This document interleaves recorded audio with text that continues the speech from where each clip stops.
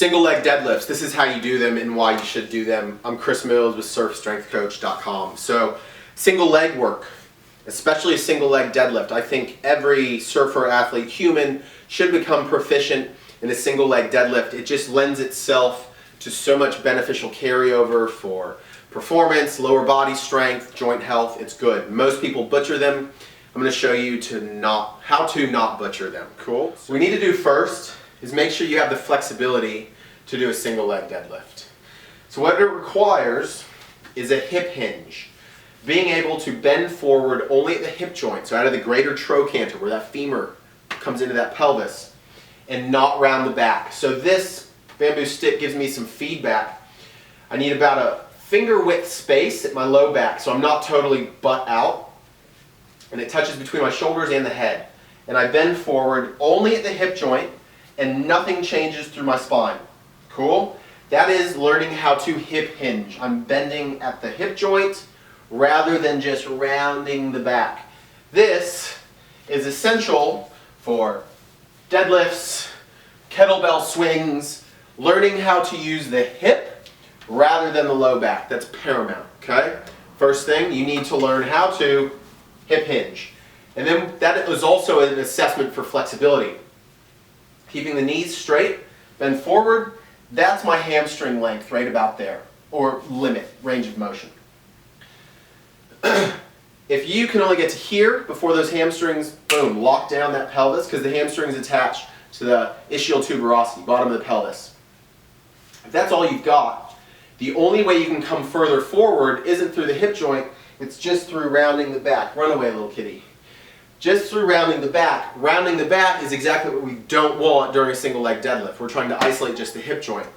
So, if you can only get to here, we need to figure out how to maybe start improving hamstring length, flexibility, so that you can perform a single leg deadlift.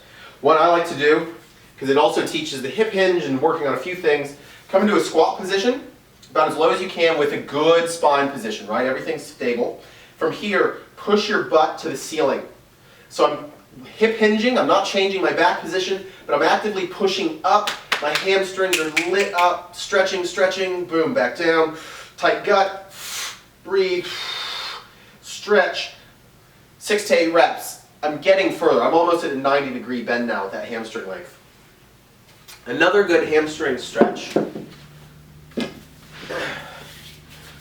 Use your muscles. So get a little core tension. Use your muscles to lift your leg up. And then you're going to put a little bit of overpressure with this strap. So a little more tug, not much. I've got a stretch on the back of the hamstring, knees straight. From here, bit of core tension. I'm going to bring this other leg straight up, control it down without changing positions. So I'm working on core control, hip range of motion, some hamstring flexibility. This is hitting numerous things. 8 to 10 reps a leg. Cool? Excessively tight hamstrings, you need to probably work on that single leg raise thing quite often. So, you've got the mobility now, hopefully, right? We know how to hip hinge. So now we're going to start teaching single leg deadlift. First thing, bottom leg needs to drive back using the glute. Tight stomach, tight glute. If you drive back too far, see how I don't have the hip room to drive back that far, so I just change my low back position. That's not what we want. So just a little tension here, tight glute. This femur needs to stay in line with the torso the whole time. And I also need to think of you shifting your weight, this is the stance leg, shifting the weight back. Cool? So as that happens, this leg is in line with this torso. Think of driving the back of this thigh up to the ceiling. Everything stays in line. Most people want to get here and they just round the back.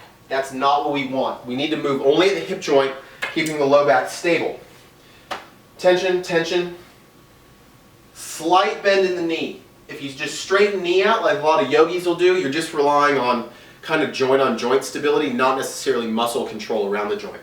So that's why I say you need to think of sitting the butt back a bit, hip hinging backwards, but with this leg's driving to the ceiling, control, line, and then use this hamstring and butt to pull back up to this tall position. So tight glute, tight butt, abs, hamstring and glute pulls me back up.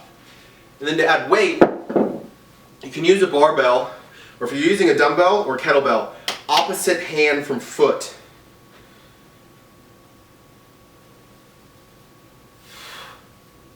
Control, drive up,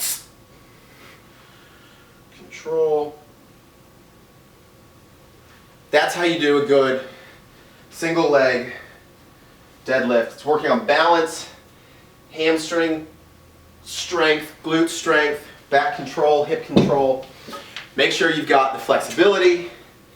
Make sure you can move just at the hip joint so you can get into deadlifts, kettlebell swings, front squats even.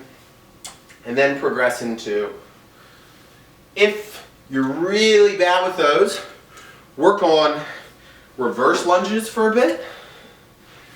And also you can work on shrimp squats or skater squats, where this knee, you're thinking of almost hitting the floor. That's a lot of range for some people, and it's really tough to get up, so you might not go all the way to the floor. Where it's knee control.